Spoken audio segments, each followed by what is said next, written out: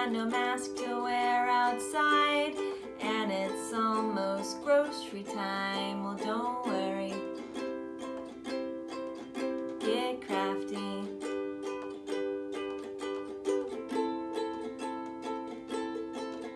Don't worry, let's get crafty. Hey everybody, I'm Miss Maddie, and today we are going to make some masks.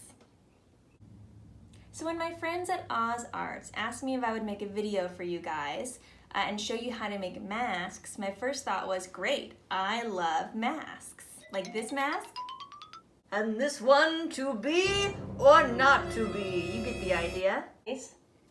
Birthday mask. This is kind of like a reverse mask. This is kind of like a fancy mask. Oh, too formal? How about now?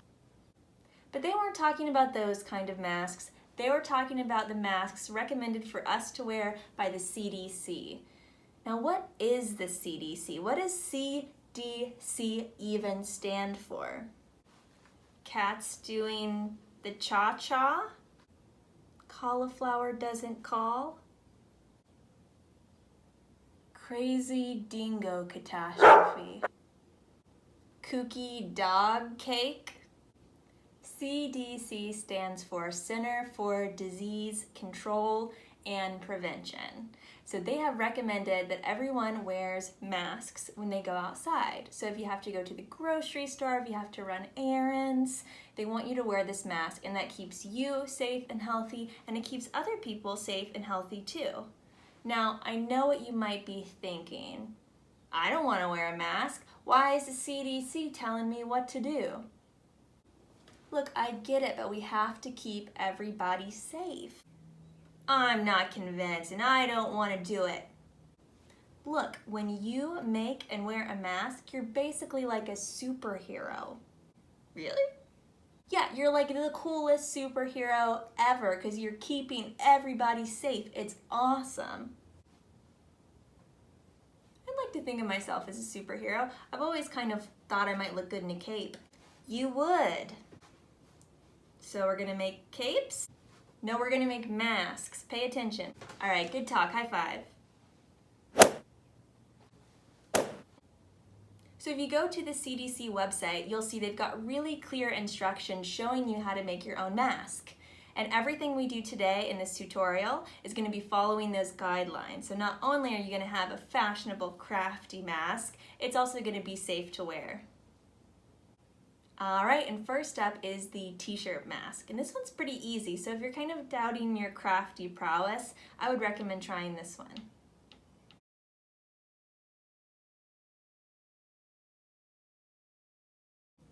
All you need is a T-shirt and some scissors. And if you have a measuring tape, that's probably gonna make your life a little bit easier, but you certainly don't need it. One more thing before we get started with the T-shirt mask, I do want to let you guys know, if you want to add a little razzle dazzle to your mask, I'm going to show you how to make a tie-dye out of food coloring and vinegar. So keep that in mind if you're interested, and choose a lighter colored shirt so the dye will show up better. Okay, the first thing we're going to do is measure about 7 to 8 inches from the bottom of the shirt, and we are going to cut through both layers. Now what the CDC doesn't tell you is you now have a brand new quarantine crop top to go with your mask. Or for, you know, barbecues by yourself. Now we're gonna measure about 7 to 8 inches in, and I went a little bit longer because I wanted my straps to be longer. And we're gonna cut a rectangle out. Then we're going to cut the extra fabric at the ends that have become loops. Unfold our mask, and we are done. Simple as that. Now if you want to try the food coloring tie-dye, here's what you need to do. And I've already started. I am soaking my T-shirt mask in a mixture that is 1/4 cup of vinegar, 1/4 cup of water. You'll also need some additional water. You'll need some salt. There's a vinegar I use, which is a white vinegar, some rubber bands, measuring cup, my food coloring, of course, and a squirt bottle. And I just used a hot sauce bottle that I cleaned.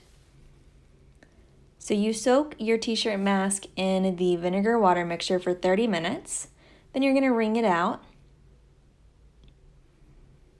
And I'm going to use the rubber band method of twisting my shirt up into what will hopefully be interesting patterns for the tie-dye. And after I have my shirt how I want it, I'm going to mix 1/4 cup of water and 4 drops of food coloring into my squirt bottle. And you could do lots of different colors, but I'm just going to do blue. Make sure you shake it up to mix it all together. And we're going to squirt our tie-dye onto the T-shirt mask.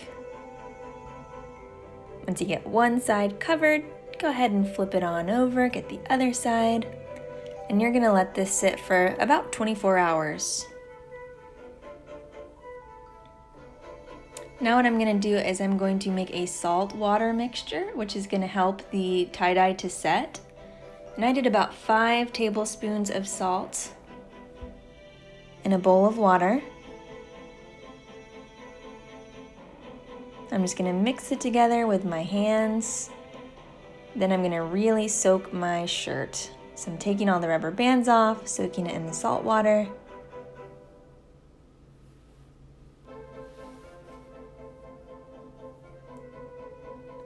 And then I'm going to rinse it out with cold water until the water runs clear.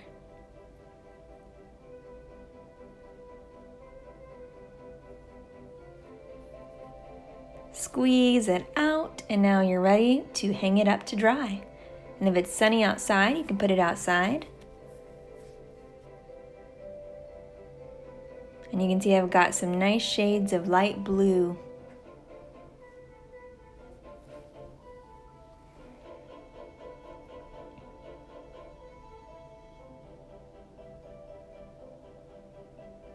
And there's our T-shirt mask.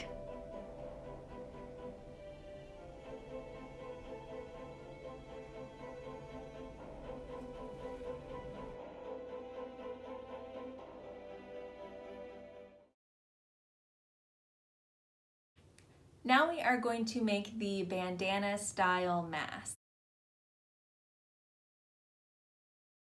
And you will need a bandana for this. However, if you don't have a bandana, you can still play along. I'm not really a bandana type of gal, so I didn't happen to have one at my house. But you can also use fabric, you can use a pillowcase, you could use the t-shirt like we did the t-shirt mask. So here's what you'll need. You'll need your fabric or your bandana or your t-shirt or your pillowcase. It just needs to measure 20 inches by 20 inches. Scissors, 2 rubber bands or hair ties, this guy again, if you have it, coffee filter or paper towel, just to add an extra layer of protection. And I'll also be using a Sharpie because I'm going to have to measure and cut my fabric. Okay, so I measured out my fabric to make sure it is 20 inches by 20 inches. And if you have a standard size bandana, go ahead and check anyways, but typically bandanas will be 20 by 20. If you're using a t-shirt or a pillowcase, you'll just have to cut it to size. And we're gonna fold it over in half. I'm gonna fold my coffee filter or my paper towel, put it in the center, fold my bandana into thirds, and then I'm gonna put my rubber bands around. And these are gonna hold the mask onto our face. And the CDC recommends you have these about 6 inches apart. I ended up having to scoop mine over a little bit to fit it on my face, so you can adjust it to make it comfortable. And there is our bandana mask. And I might bobby pin the extra fabric into my hair just to keep it on even tighter. Alright guys, next we are going to do the hand sew mask tutorial.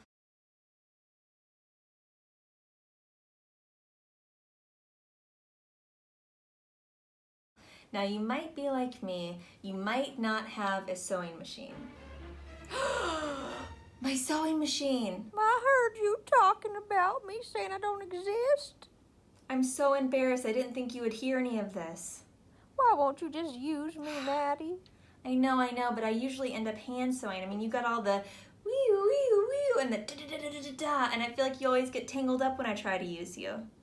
Just spend a little time with me, please. You'll see, I'm not so hard. Look, I'm sorry, but we're just gonna do hand sewing for this one, okay? And maybe some people out there will be brave enough to use you, but it's not gonna be me. My hot glue gun! Hey, Maddie, why don't you use me, your favorite thing in the world? This is so embarrassing. I never thought you two would be in the same room together. Come on, Maddie. Hot glue. Come on. All right, everybody stop fighting. We're not gonna use the sewing machine and we're not gonna use hot glue. Drama.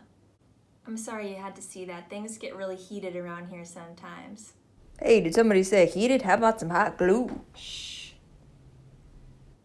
Okay, so what we're gonna need for this one is a needle and thread, scissors. We need something to make our straps with. So I'm gonna use yarn, but if you have elastic or rubber bands, that works great too. We need some fabric, and if you don't have fabric, you can also use more of the t-shirt material from earlier. You could also use a pillowcase, but CDC does recommend cotton, and you wanna make sure it's still breathable. So you don't wanna use something like super thick, but you also don't wanna use something super thin. So I've already cut my rectangles into 10 inches by 6 inches. What I'm gonna do is I'm going to stack them on top of each other. Make sure they match.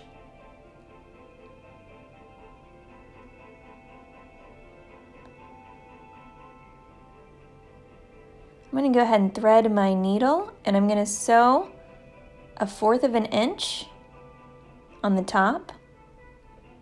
See how I folded over the layers? So I'm going through both layers, 1/4 of an inch. And it doesn't have to be perfect, but it should be close. And then I'm gonna do the same thing on the bottom. I'm gonna do another 1/4 of an inch fold. And I'm gonna sew it all together.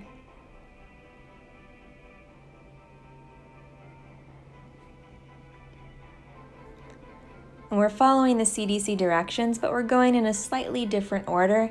I found this is much easier to get the straps on.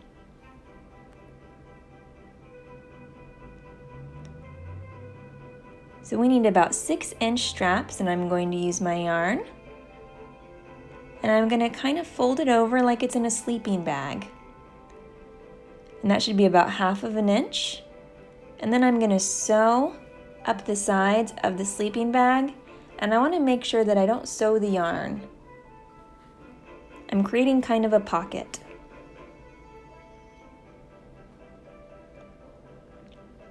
So make sure that yarn is free inside of your sleeping bag. And then we're going to knot the ends of our yarn together and kind of create a scrunchy effect. And this is going to keep our mask nice and snug. And you know I'm going to add a little razzle dazzle, so if you want to, you can sew on some pom-poms like I did, just to make it a little more fun. We don't want to cover our mask in any kind of decoration that's going to prevent it from being safe, but pom-poms at the top, A-okay. Simply wrap the loops around your ears, and this mask is really nice and snug. This is probably my favorite one. And I kind of look like a clown. Well, I've got my ukulele again, which means it's time to say goodbye. Thanks for joining us today, everybody. We had some fun, we made some masks. I hope you had a little laugh. We didn't worry. We got crafty. Bye, everybody.